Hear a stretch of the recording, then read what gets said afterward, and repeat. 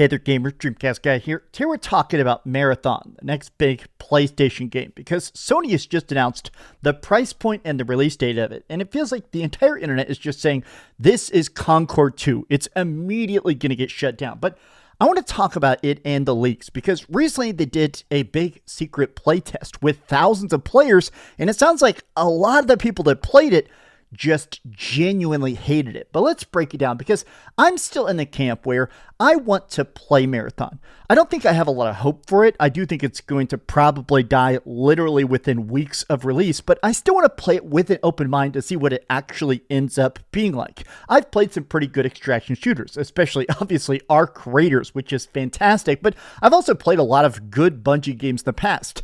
I think this one's going to suck, but I want to play it with an open mind. Let's break it all down though. Hi, hope you're having a great day, and if you could please give this video a like and subscribe if you haven't already. Now, let's start with the very odd release date of it. So they just announced it's coming out March 2026. Now, the reason this is a bit odd is that was originally the release date of Saros, which is essentially Returnal 2, the next big PS5 exclusive. In fact, even people are saying, okay, so that's why Saros got a delay. Saros got bumped to April. So people are like, the plan is clearly to release Marathon, and if it fails, or very likely it just goes completely belly up instantly, they've got a stronger PlayStation game to come out right afterward to shift the attention. Probably a good idea. But look at every other reply.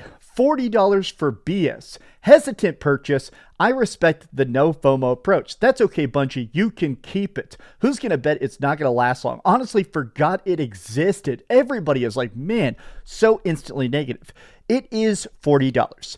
I do honestly think that just making these games anything more than like $20 is such a big gamble. We exist in an era now of so much free-to-play game. And some of them, let's face it, most free-to-play games are absolutely garbage. But there are some that are incredibly popular. Stuff like Valorant, stuff like Fortnite make tens of billions of dollars every single year. So these companies that are saying, hey, our game is so good, we're going to charge you up front, it's got to be as good as Arc Raiders. Arc Raiders is better looking, it's better playing, it's better sounding, and $10 cheaper.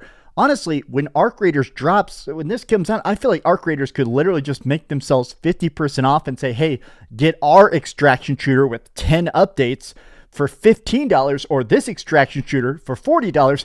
It's going to suck the oxygen out of the room. Now, this was announced in a very long live stream. Interviews with the developers talking about the new maps, the new quests, everything about it. And I got to say that I still feel like I'm on the camp where I like the visual aesthetic of this so much. I also kind of like the whole story of it, of basically bounty hunters controlling these AI shells on this completely destroyed planet looking for like scrap and stuff.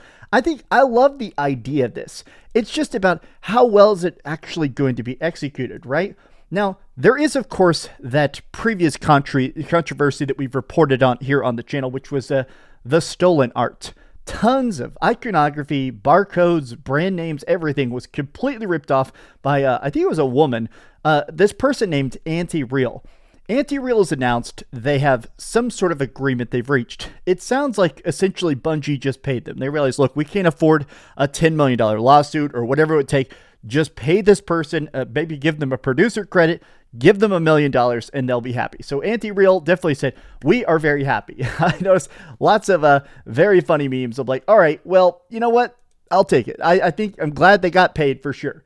But I wanted to talk about the fact that with all these leaks that have been coming out, they recently did a very, very, very big play test where they actually, some of the numbers I've seen is like 80,000, like literally tens of thousands of people were actually allowed to play in a recent NDA'd play test. Nobody was allowed to talk about it, but some people did leak literally hours of gameplay. 132 minutes of Marathon footage in October was leaked, showing improved visuals, a new map, the UI has been completely overhauled, which is completely necessary, and more. Now, I'm not going to show you that leaked gameplay because, honestly, Sony has taken those videos down all over the place, but I have seen it, and honestly, it does look a lot better.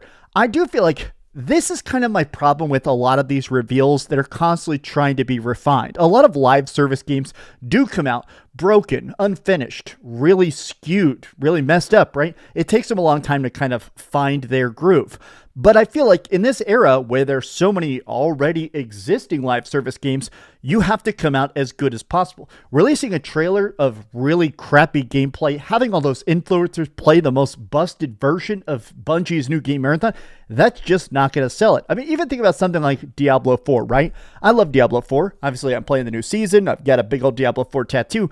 Diablo 4 launched pretty dang bad. And it took it months to get better leveling, better itemization, better class balance and stuff. But a lot of people quit because that's their only memory of it. Even now, 2 years later, 12 seasons into the game, where the game is a masterpiece now, people say, I'll never go back to that dumpster fire. My thought is that if this game does not come out as good as possible to win over everybody that instinctually hates it, it's gonna end up just being a flash in the pan and forgotten. And the problem is that apparently it just seems like it's not very good. People are sort of trying to defend it. I saw Paul Tassi basically saying, like, look, everybody calling these games Concord 2. There's never going to be another game as bad as Concord. Something that cost $400 million and lost its entire fan base in literally a matter of days.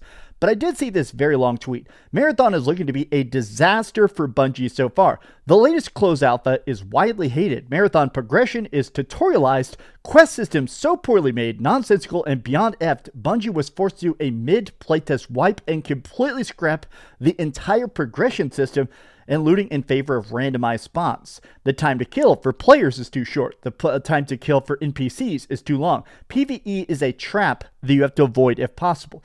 I have seen people say both ends of this. I've actually talked to some people and seen some stuff from some playtesters. Some people have actually said the opposite of this as well, that in some versions of the playtest, killing other players was like practically a boss fight, but going against the NPCs, that was free ammo, that was free loot. So a lot of people were trying to zigzag around and grab as much good gear and evac before you get ambushed, right?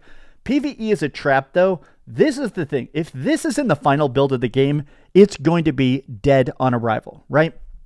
I'm in the frame of mind where I do like PvP. I love player versus player combat. I feel like there's no thrill better in the world when you win in a fight against another person. I killed you, I get your guns, this is the best day ever. And sometimes even losing a very close fight feels fantastic. Two guys sniping at each other and you get that guy to 1 health and he gets the last blow. You immediately want to relevel. You immediately want to get new weapons. You immediately want to play again.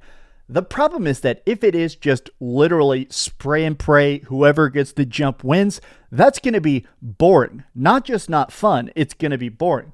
You're better off ambushing players over NPCs because they're actually easier to kill. Time to kill is so fast that gear does not really matter. Bunch of useless items that cure status effects that are never used by the game is so lethal there's never time to use them. Essentially, if you get poisons or burns and stuff, you're dead before any of the like anti-venom stuff even kicks in. Abilities are never used in actual battles because they take too long to use. This is something I've heard. A lot of them have almost a 1 second cast time, and even just booting up a 1 second like shield or invisibility or stealth or misdirection or whatever, in that chance, you're immediately going to die. Even before it has a chance to go off, you're going to die. Having a character that can cloak in an extraction shooter, meta devolves into players, said character, and ambushing people with a shotgun that is impossible to react to. The game is still not going to be free to play. They literally did everything wrong in an extraction shooter. I feel like I'm in the space of mind where I'm still hoping this finds some ability to be good. But I feel like the biggest thing they should do, and I will die on this hill, is it should be given away with PlayStation Plus. They should just say, hey, here's the game. If you have PlayStation Plus, even if it's an upper tier, hey, you have to have Essential or Premium or something, right? Here is the game for free. They need the biggest instant player base so it generates buzz, so it generates FOMO, so it generates more people sharing memes and talking about good kills.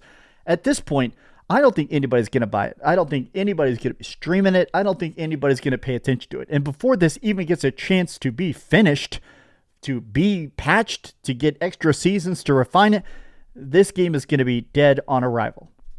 But these have just been some off-the-cuff thoughts. How do you feel about Marathon? How do you feel about current-day Bungie? And how do you feel about this price tag? Tell me your thoughts in the comments down below. If you enjoyed this video, be sure to give it a like, subscribe if you haven't already, and please keep dreaming.